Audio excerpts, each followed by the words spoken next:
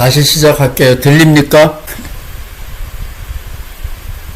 네, 네, 기독교에서 역사의식 1번하고 신약성서를 연관시키면 성경이 다른 작품을 베꼈다, 수정했다. Recording in progress. 성경을 하나님이 불러주는 대로 받아 쓴, 레코딩한 그런 것이 아니라 성경은 사람이 썼다. 다른 고대 근동지방 문헌과 영향을 주고받았다. 이런 것이 중요하고, 기독교 입장에서 본다면 천국과 부활이 구약 성경에는 없는데 구약과 신약 사이에 시간 차이가 한 350년 내지 400년쯤 돼요. 그래서 이스라엘 사람이 그 페르시아, 바벨론으로 잡혀가서 거기서 배운 단어가 천국과 부활입니다. 그래서 구약 성경에는 천국과 부활이 없어요. 이게 유대인이 해석하는 겁니다. 제 마음대로 해석하는 게 아니에요. 신약학자, 하버드에서 PhD 받고 따끈따끈할 때 와서 강의한 그레고리 라일리의 해석입니다. 천국과 부활은 구약 성경에는 없는 거예요. 유대인이 페르시아에 가서 배워온 겁니다. 그래서 천국과 부활이 외래적인 순복음, 구약 성서를 기준으로 하면 순복음이 아니고 퇴색된, 외국에서 수입된 변질적인 거죠. 그래서 신약 성서에 보면 예수님께서 사두개인과 바리새인을 싸잡아 욕을 하지만 사도행전에 보면 사두개인은 정통파예요. 유대인들 제사장파입니다. 이 사두개인은 천당, 지옥, 부활도 안 믿는데 바리새인은 다 믿는다라는 말이 나오고, 바울은 바리새파죠. 예수님은 바리새파는 아니지만 보통 때는 사두개인과 바리새인을 다 위선자라고 욕하지만 천당과 부활에 관하여서는 예수님은 바리새파에 속합니다. 요거를 꼭 기억하셔야 돼요. 그러니까 역사라는 것을 생각하고 성경을 읽어야 됩니다. 그러니까 부활은 필요 없는 단어인데 생겨난 거예요. 부활이라는 단어는 아니지만 부활이 구체적으로 나오는 것은 다니엘서 12장이에요. 다니엘서 12장을 잘 읽어보면 예수님의 부활을 뭘 의미하는지 알 수 있습니다. 이게 역사라는 것 때문에 나오는 거예요. 역사적인 상황에서 나온 것이 성경이다. 하늘에서 뚝 떨어진 게 아니다라는 말인데, 다니엘서 12장에 보면 심판이 나와요. 하나님의 정의가 살아있느냐 하는 것이 부활신앙 배경에 있는 질문입니다. 심판이 아니고 하나님의 정의예요. 신명기, 구약성서 신명기 알죠? 구약성서 신명기에 보면 이 땅에서 이 박순정 목사님이 설교한 것도 그 신명기에 대한 도전이에요. 예수님이 이 땅에서 부자이고 건강한 사람은 법을 잘 지켜서 하나님의 복을 받은 거고, 가난뱅이고 질병이 있는 사람들은 하나님의 법을 어겼기 때문에 벌을 받은 거다, 버림받은 거다, 이런 건데, 예수님은 그거에 대해서 엿먹어라. 심판은 먼 훗날 일어날 거고 지금은 아니다. 그래서 먼 훗날이 언제냐? 죽은 사람 중에서 절반은 해당이 없어요. 절반은 왜 해당이 없냐면 나쁜 사람이 벌을 받았어요. 선한 사람이 복을 받았어요. 요 그룹은 부활 심판에 해당이 없어요. 근데 요쪽에 있는 방 사람들은 억울한데 빛을 못 봤어요. 재수 좋지만 요 사람들은 나쁜 놈들인데 벌을 안 받았어요. 그러니까 요 사람들만 깨어나게 해서 심판을 하는 거예요.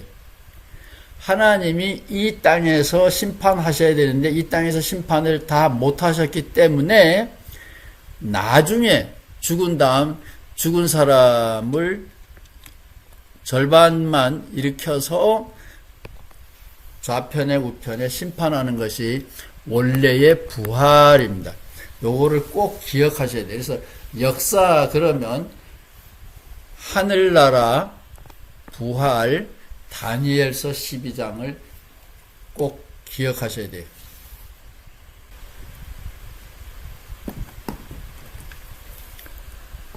요것도 굉장히 중요한 이야기입니다. 역사와 얘기하면 하늘나라와 부활이라는 얘기가 성경이 다른 고대 근동 문화하고 인터랙션 주고받으면서 했고 사람이 썼다라는 거 하고 그다음에 세 번째는 19세기에 18세기 19세기에 진짜 예수는 누구냐?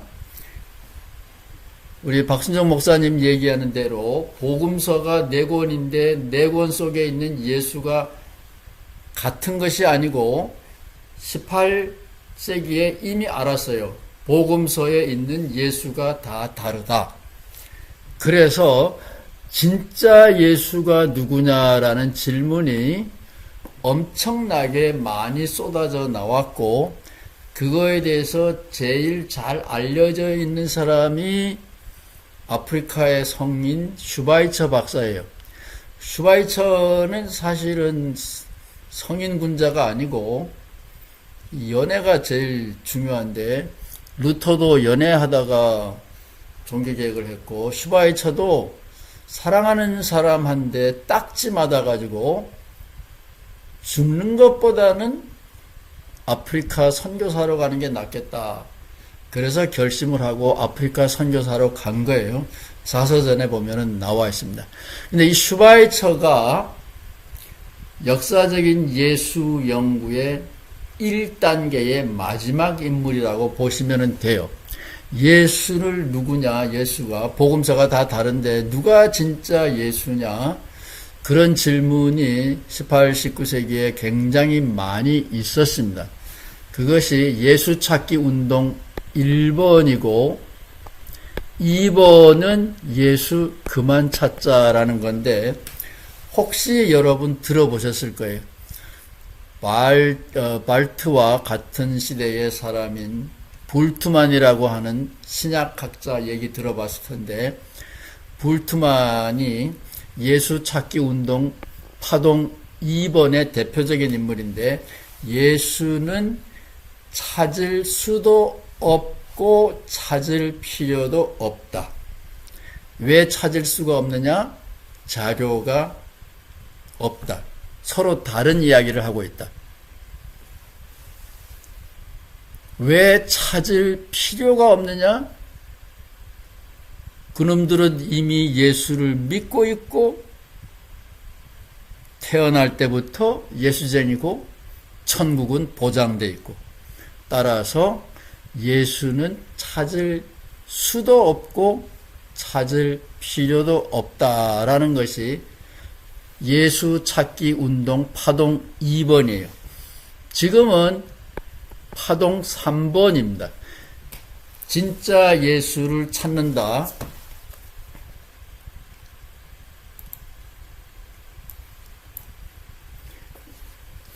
소위 그 예수 세미나라는 학파들이 생겨났는데 그게 예수 리얼 지저스 파동 3번이죠. 역사적인 고고학적인 자료를 들춰가면서 예수가 누구냐를 찾았는데 헛수고한 거라고 보시면 돼요. 역사성 2번을 합니다. 굉장히 중요한 이야기입니다. 역사성 1번은 성경에 있는 것이 역사적인 사실이냐를 질문했는데, 역사성 2번은 레싱과 트레일치, 사람 이름은 안 중요해요. 여러분이 혹시 어제 딴 데 가서 얘기하면 홍정수 그놈이 이상한 소리를 했다 이렇게 자신 없이 얘기를 할까봐 사람 이름을 들먹이는 거고, 사람 이름은 안 중요한 겁니다. 이런 거 몰라도 돼요. 신학자들 이런 거 관심도 없어요. 역사성이라는 말 속에 있는 중요한 이야기는 사실이라고 할지라도 진리라는 말은 아니다. 이게 무지무지하게 중요합니다. 목사님들이 성경이 사실이라고 믿고 성경을 자꾸만 되풀이하는 건데, 똑똑한 평신도들은 떠나죠. 예를 들면 예수님이 물 위로 걸어가셨다. 물을 포도주로 만들었다. 그것이 역사적으로 사실이라고 쳐요. 진리냐? 지금 여기서도 그 사건이 다시 일어나느냐, 재현. 모세의 지팡이로 홍해를 갈랐다. 좋아요. 근데 지금은 모세의 지팡이가 없어서 그렇지, 지팡이를 들고 나오면 홍해가 갈라지느냐? 풍랑이 잠잠해지느냐? 아니라 이 말이에요. 역사적인 사실이라고 할지라도 지금 여기서 일어나지 않는다면 말짱 헛거다 이거예요. 예수님이 부활하셨다. So what?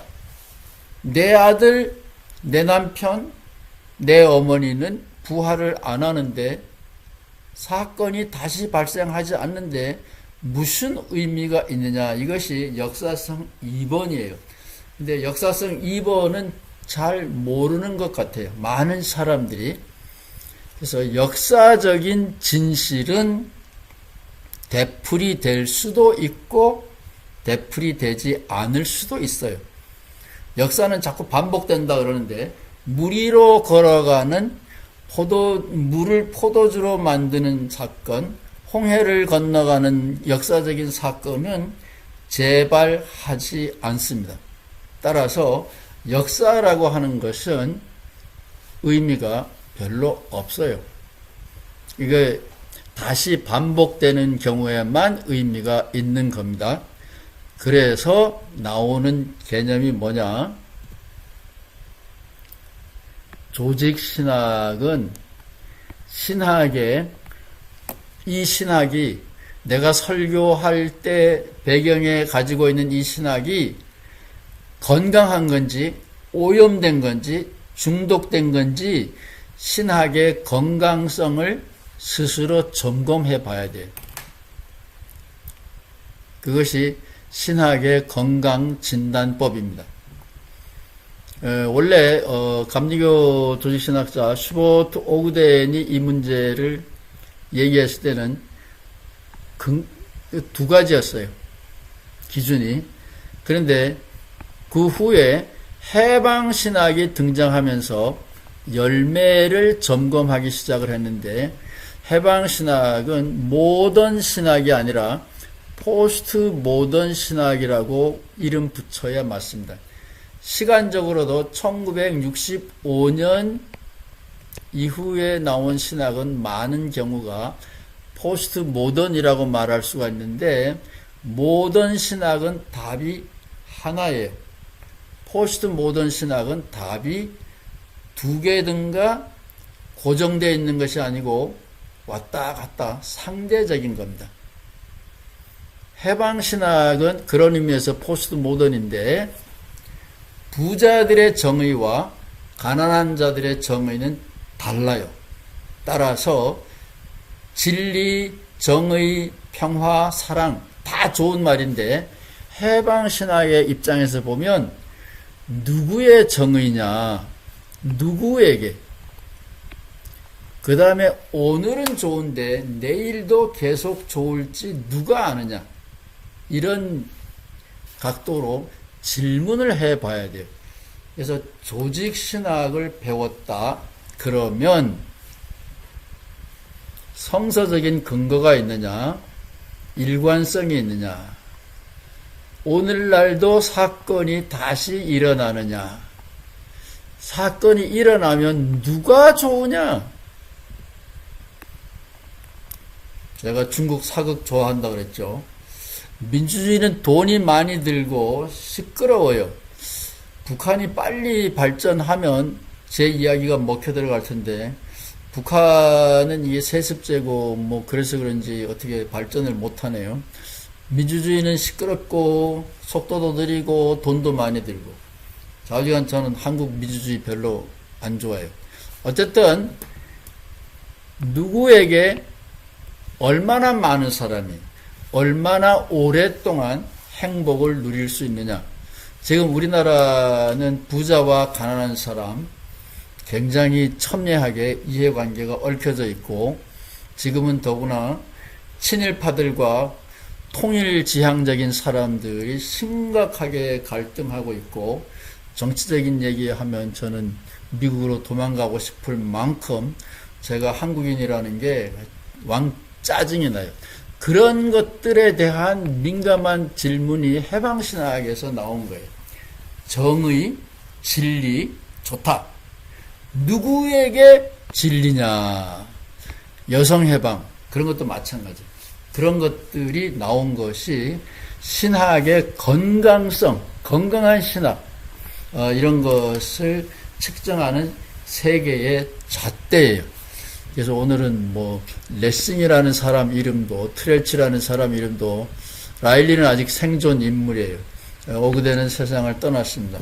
뭐 이런 그 이상한 사람들 이름도 들먹였는데 이제 강의 너무 헤비한 강의이기 때문에 동영상 뭐 다시 보시고 여러분이 공부를 더 하시면 되는데 정리를 하려 그러는데 좀 심각한 문제예요. 불트만이 그랬잖아요. 예수는 자료가 불충분하다. 알 수가 없다. 그 다음에 역사의식 2번은 알면 뭐해? 내가 체험할 수 없는데. 이런 상황을 염두에 두고 역사적인 예수가 없다면 내 신앙은 무너지느냐? 폴 틸리라고 하는 신학자가 역사적인 예수가 없다고 할지라도 자기의 신앙은 무너지지 않는다라고 말을 남기고 세상을 떠났는데 그 말 뜻이 무엇인지는 해명하지 않고 세상을 떠났습니다. 그래서 저는 폴 틸리의 말을 해명할 수가 있어요. 다음 4강에는 역사성에도 불구하고 예수 믿는 게 의미가 있느냐? 가능한가? 예수는 무엇인가? 그 다음에 이제 요즘 신학자들은 다 무신론적인 기독교 이야기를 많이 하고 있어요. 오늘 우리 교무처장님 통해서 여러분 이메일로 보내드린 자료, 그게, 이런 책인데, 단 큐핏의 책인데, 단 큐핏이 우리나라에서는 공개적으로 이야기하기는 불가능할 거라고 봐요. 이게 번역판이 여러분에게 됐는데, 읽어도 무슨 말인지 모를 거예요. 그래도 그래도 심심할 때 한번 읽어보세요. 여기에 무라는 얘기는 불교에서 나온 거예요. 뭐가 없느냐? 하나님이 없다 이게. 천국도 없다 이게. 그래도 예수 믿자. 재밌죠? 이 할아버지 90이 아직 안 되는데 살아계신 할아버지입니다. 제가 제일 좋아하고 믿을만한 신학자인데 일반 신학교에서는 당 깊은 얘기를 못하죠. 왜 얘기하면은 쫓겨나니까. 그래서 저는 자유의 마당에 나와 있기 때문에 여러분에게 편안하게 얘기를 할 수가 있어요. 그래서 예수가 없다면 문제가 있느냐?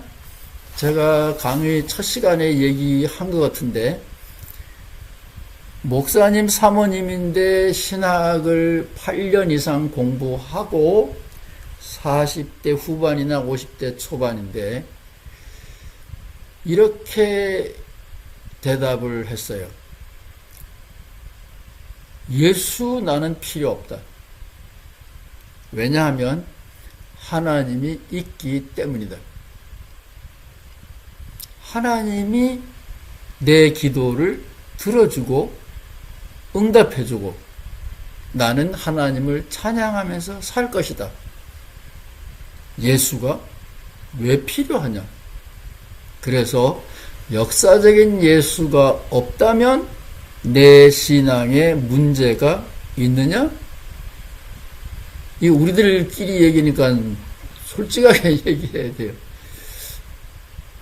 조 목사님 예수가 필요하다. 필요하면 뭐래요? 찾을 전문가들이 예수 못 찾는다는데 이게 굉장히 어려운 신학적인 문제고 그래서 많은 사람들이 무신론적인 기독교 얘기를 많이 하는데 이 단큐피도 마찬가지예요.